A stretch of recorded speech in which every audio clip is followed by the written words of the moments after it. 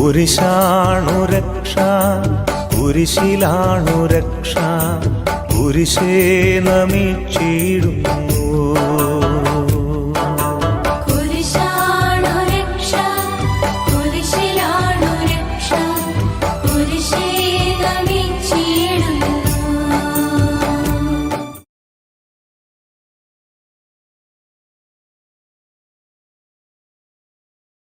ഈശോ മിശിഹായ്ക്ക് സ്തുതിയായിരിക്കട്ടെ. Price the Lord. ഇന്ന് 34-ാം ദിവസം. നമ്മുടെ ധ്യാനചിന്തകൾ ഇന്ന് ലൂക്കായുടെ സുവിശേഷം 12-ാം അധ്യായം 49 മുതൽ 56 വരെ തിരുവചനങ്ങളാണ്. ഭൂമിയിൽ തീയിടാനാണ് ഞാൻ വന്നത്. അത് ഇതിനകം കത്തിജ്വലിച്ചിരുന്നെങ്കിൽ എനിക്കൊരു സ്നാനം സ്വീകരിക്കാനുണ്ട്. അത് നിവൃത്തിയാകുവോളം ഞാൻ എത്ര ഞെരുങ്ങുന്നു. ഭൂമിയിൽ സമാധാനം നൽകാനാണ് ഞാൻ വന്നിരിക്കുന്നതെന്ന് നിങ്ങൾ വിചാരിക്കുന്നുവോ? അല്ല, ഭിന്നത എന്ന് ഞാൻ നിങ്ങളോട് പറയുന്നു. ഭിന്നിച്ചിരിക്കുന്ന 5 പേർ ഇനിമേൽ ഒരു വീട്ടിലുണ്ടായിരിക്കും. 3 പേർ 2 പേർക്കെതിരായും 2 പേർ 3 പേർക്കെതിരായും ഭിന്നിച്ചിരിക്കും. പിതാവ് പുത്രനും പുത്രൻ പിതാവിനുമെതിരായും, അമ്മ മകൾക്കും മകൾ അമ്മയ്ക്കെതിരായും, അമ്മായിയമ്മ മരുമകൾക്കും മരുമകൾ അമ്മായിയമ്മയ്ക്കും എതിരായും ഭിന്നിക്കും. കാലത്തിൻ്റെ അടയാളങ്ങൾ വിവേചിക്കുവിൻ. അവൻ ജനക്കൂട്ടത്തോട് പറഞ്ഞു, പടിഞ്ഞാറ് മേഘം ഉയരുന്നത് കണ്ടാൽ മഴ വരുന്നു എന്ന് നിങ്ങൾ പറയുന്നു. അങ്ങനെ സംഭവിക്കുകയും ചെയ്യുന്നു. തെക്കൻ കാറ്റടിക്കുമ്പോൾ അത്യുഷ്ണമുണ്ടാകുമെന്ന് നിങ്ങൾ പറയുന്നു. അത് സംഭവിക്കുന്നു. കപടനാട്ടിക്കാരെ, ഭൂമിയുടെയും ആകാശത്തിൻ്റെയും ഭാവഭേദം വ്യാഖ്യാനിക്കാൻ നിങ്ങൾക്കറിയാം. എന്നാൽ ഈ കാലത്തെ വ്യാഖ്യാനിക്കാൻ നിങ്ങൾക്ക് അറിയാത്തത് എന്തുകൊണ്ട്? കർത്താവിൻ്റെ സുവിശേഷം. ക്രിസ്തുവെ അങ്ങേക്ക് സ്തുതി. പ്രിയ സ്നേഹിതരെ, നാം ലൂക്കായുടെ സുവിശേഷം 12-ാം അധ്യായത്തിൽ ഒരു വൈരുദ്ധ്യാത്മക സുവിശേഷമാണ് ഇപ്പോൾ ഈ വായിച്ചത്. കർത്താവ് നമ്മളോട് പറയുകയാണ്, സമാധാനമല്ല, വാളാണ് ഞാൻ കൊണ്ടുവന്നിരിക്കുന്നതെന്ന്. സമാധാനമല്ല, ഭിന്നത. ഒരു കുടുംബത്തിൽ തന്നെ ഭിന്നതയുണ്ടാകും. അപ്പനും മകനും തമ്മിൽ തെറ്റും. ഇത് വാസ്തവത്തിൽ ചിന്തിച്ചു നോക്കിയാൽ ഒരു വൈരുദ്ധ്യാത്മക സുവിശേഷമാണ്. എന്നാൽ ഇതെന്തുകൊണ്ടാണ് ഈശോ ഇങ്ങനെ പറഞ്ഞത് എന്ന് കൂടി നമ്മൾ അറിയണ്ടേ? കർത്താവ് നമ്മോട് പറയാൻ ആഗ്രഹിക്കുന്നത്, അവനോട് കൂടെ ആയിരിക്കാൻ ശ്രമിക്കുന്നവരിലേക്ക് വന്ന് പറ്റാവുന്ന, അല്ലെങ്കിൽ വന്ന് പറ്റുന്ന, പറ്റിയേ മതിയാവും, വന്നു പറ്റുന്ന അവസ്ഥാന്തരങ്ങളാണ്. ഈശോ തന്നെ ഈ ലോകത്തിലേക്ക് രക്ഷാകര സുവിശേഷവുമായി രക്ഷിക്കാൻ വേണ്ടി വന്നിട്ട് എന്താണ് സംഭവിച്ചതെന്ന് നമുക്കറിയാം. കർത്താവ് ഈ ലോകത്തിൻ്റെ സ്ഥിതിവിശേഷങ്ങൾ കണ്ടപ്പോൾ അവന് മനസ്സിലായി, എല്ലാം വഴിതെറ്റിപ്പോയിരിക്കുന്നു. എല്ലാവരും വഴിതെറ്റിപ്പോയിരിക്കുന്നു. ഈ വഴിതെറ്റിയവരെ യഥാർത്ഥമായ വഴിയിലേക്ക്, യഥാർത്ഥമായ സത്യത്തിലേക്ക്, യഥാർത്ഥമായ ജീവനിലേക്ക്, അതായത് ഈശോയിലേക്ക് കൊണ്ടുവരേണ്ടതിന് വേണ്ടി അവൻ 3 കൊല്ലം എന്ത് ചെയ്തു? അവൻ 3 കൊല്ലം ഒരു പബ്ലിക് ലൈഫ് ഏറ്റെടുത്തു. 30 വയസ്സ് മുതൽ 33 വയസ്സ് വരെ അവൻ എല്ലാവരെയും തിരുത്താൻ ആഗ്രഹിച്ചു. എല്ലാവരെയും തിരുത്താൻ, ഫരിസേയരെയും ചുങ്കക്കാരെയും സദുക്കായരെയും ജഡ്ജിമാരെയും എല്ലാ ജോലിക്കാരെയും അവൻ തിരുത്താൻ ആഗ്രഹിച്ചു. കാരണം നിങ്ങൾ ഫോളോ ചെയ്യുന്നത് സത്യമായ വഴിയല്ല, ജീവദായകമായ വഴിയല്ല, നിത്യരക്ഷയിലേക്ക് നയിക്കുന്ന വഴിയല്ല എന്ന് പ്രഖ്യാപിക്കാൻ വേണ്ടി അവൻ 3 കൊല്ലം പരിശ്രമിച്ചു. നമുക്കറിയാം അതിൻ്റെ ഫലം എന്തായിരുന്നു എന്ന്. നമ്മൾ പ്രത്യക്ഷമായ ഒരു അടയാളം പറയുകയാണെങ്കിൽ, മഗ്ദലേന മറിയം സമൂഹത്തിൽ മേലേക്കിടയിലുള്ള സ്ത്രീയാണ്. ലാസറിൻ്റെ സിസ്റ്ററാണ്. സമൂഹത്തിൽ ഏറ്റവും ഉന്നതമായ അവസ്ഥയിൽ ജീവിക്കുന്ന വ്യക്തി, ധനാഢ്യൻ. അവളും ധനികയാണ്, സൗന്ദര്യവതിയാണ്. അവൾക്ക് എല്ലാ സ്വാധീനങ്ങളുമുണ്ട്, ഭരണതലത്തിലും എല്ലാ സ്വാധീനങ്ങളുമുണ്ട്. അതുകൊണ്ട് അവൾ എന്ത് ചെയ്തു?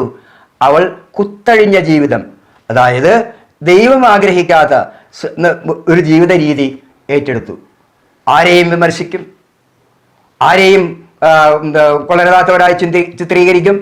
ഇങ്ങനെ സകലവിധ തിന്മകളും മറ്റുള്ളവരെ കുറിച്ച് അത് ഫരിസേയ മനോഭാവം. അവൾ ശരിക്കും പറഞ്ഞാൽ അവളുടെ സൗന്ദര്യത്തിൽ അവൾ she was proud of it. അങ്ങനെയുള്ള ആ സ്ത്രീ അവസാനം ഒരു അഭിസാരികയായി തീർന്നു. ഇതറിയുന്ന കർത്താവ് അവളെ പലവട്ടവും ലാസർ അവൻ്റെ കൂട്ടുകാരനാണ്, ലാസറിൻ്റെ വീട്ടിൽ ചെല്ലുമ്പോഴെല്ലാം ഉപദേശിച്ചിരുന്നു, ഇത് ശരിയല്ല, ഇതല്ല നീ തിരഞ്ഞെടുക്കേണ്ട വഴി എന്നൊക്കെ. പക്ഷെ അവൾ അതൊന്നും വകവച്ചില്ല. കർത്താവ് അവസാനം വരെ കാത്തിരുന്നു. കർത്താവ് അവസാനം വരെ കാത്തിരുന്നതിൻ്റെ ഒരു പ്രത്യേക കാരണം, ഒരു ദിവസം ഈ യഹൂദരെല്ലാവരും കൂടി അവളെ വേശ്യാവൃത്തി ചെയ്യുന്നിടത്തു നിന്ന് പൊക്കിക്കൊണ്ട് കർത്താവിൻ്റെ അടുത്തേക്ക് വരിക ചെയ്തത്. എന്തിനു വേണ്ടിയാണത്? കർത്താവിനെ പോലും അവളുമായി വേശ്യാവൃത്തി ഏർപ്പെടുന്ന വ്യക്തിയാണെന്ന് പോലും അവർ പറഞ്ഞിരുന്നു. അത് നമ്മൾ മര്യാദാവാക്തത്തിൽ വായിക്കുന്നുണ്ട്. അങ്ങനെയുള്ള ആ അവസ്ഥയിലേക്ക് ഈ സ്ത്രീയെയും കൊണ്ട് അവരെല്ലാവരും കർത്താവിൻ്റെ അടുത്തേക്ക് വരികയാണ്. വന്നിട്ട് പറഞ്ഞു, ഇവൾ പിടിക്കപ്പെട്ടവളാണ്, പ്രവൃത്തി ചെയ്തുകൊണ്ടിരിക്കുമ്പോൾ പിടിക്കപ്പെട്ടവളാണ്, അതുകൊണ്ട് ഇവളെ കല്ലെറിഞ്ഞ് കൊല്ലണമെന്നാണ് മോശ കൽപ്പിച്ചിരിക്കുന്നത്. നീ എന്ത് പറയുന്നു? സത്യത്തിലെ അവരെയും കൂടി കൊടുക്കാൻ വേണ്ടിയാണ് അവർ അത് ചെയ്തത്. കർത്താവ് മറുപടി ഒന്നും പറഞ്ഞില്ല. അങ്ങനെ ബൈബിളിലില്ല, മറുപടി ഒന്നും പറഞ്ഞില്ല. എന്നാൽ ഈ കൊണ്ടുവന്ന വ്യക്തികളുടെ മുഴുവനും ചരിത്രം കർത്താവ് അവിടെ എഴുതി വെച്ചു. സംസാരിക്കുന്നത് പോലെയല്ല എഴുതുന്നത് എന്നും മായാതെ മങ്ങാതെ കിടക്കും, എഴുതി വെച്ചു. അപ്പൊ അവരിത് കണ്ടു കാണും. എക്സ് ഇത്ര ചെയ്തത്, ഇവളുമായി വ്യഭിചാരം ചെയ്ത്, ഇതൊക്കെ അവിടെ എഴുതി വെച്ച് കഴിഞ്ഞിട്ട് കർത്താവ് പറഞ്ഞു, ഒറ്റ വാക്യം പറഞ്ഞു, നിങ്ങളിൽ പാപമില്ലാത്തവൻ അവളെ കല്ലെറിയട്ടെ. Nobody was there. ആരും ഉണ്ടായില്ല. പിന്നെ എല്ലാവരും വാനിഷ്ഡ്, എല്ലാവരും അവിടെ സ്ഥലത്തു നിന്നേ പോയി.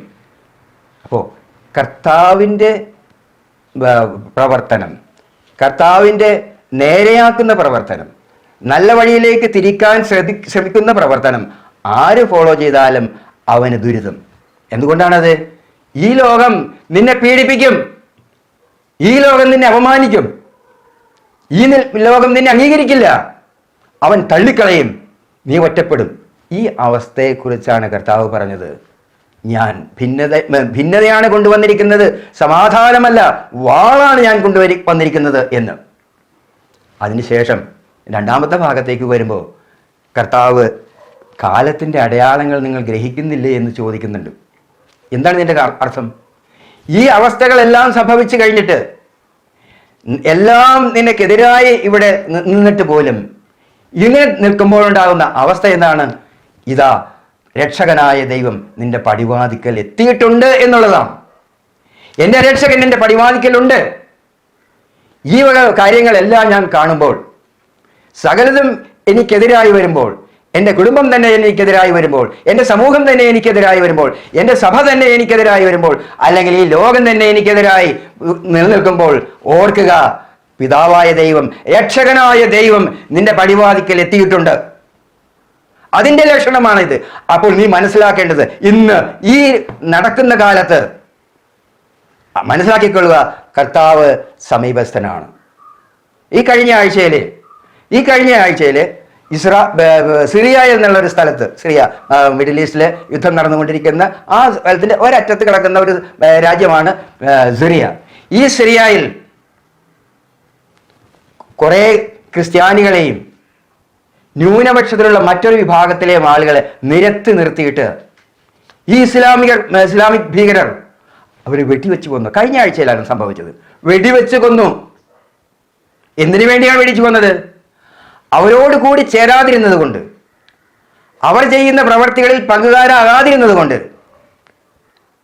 അവരുടെ മോശമായ വഴിയിൽ ഇവരും ചെന്ന് പതിക്കാതിരുന്നത് കൊണ്ട് അവരെ വെടിവെച്ച് കൊന്നു. ഈ പാവങ്ങൾ, ഒന്നും ചെയ്യാത്തവർ, ആരെയും ഉപദ്രവിക്കാതെ ക്രിസ്തുവിന്റെ മാർഗം ചെന്നുകൊണ്ടിരിക്കുന്ന ഈ മക്കളെ നിഷ്കരുണം വെടിവെച്ച് കൊന്നു. അതാണ് ഈ ലോകത്തിൻ്റെ നീതി. ഈ ലോകത്തിൻ്റെ നീതി അതാണ് ഭിന്നത. അതാണ് വാള്. അപ്പോൾ കർത്താവ് പറഞ്ഞത് ഞാൻ വാളാണ് കൊണ്ടുവന്നിരിക്കുന്നത് എന്ന് പറഞ്ഞാൽ കർത്താവ് നിങ്ങളുടെ സമീപത്ത് ഉണ്ട്. അതുകൊണ്ട് പ്രിയ സഹോദര സഹോദരി, സമയം അതിക്രമിച്ചു കഴിഞ്ഞു. ദൈവം നിന്റെ അടുത്തുണ്ട്. നീതിമാനായവൻ, ഞാൻ നേരത്തെ പറഞ്ഞു, അവൻ കരുണയുള്ളവനും കഠിന്യമുള്ളവനുമാണ്. കരുണയുള്ളവൻ തന്നെയല്ല, അവൻ കഠിനമുള്ളവനുമാണ്.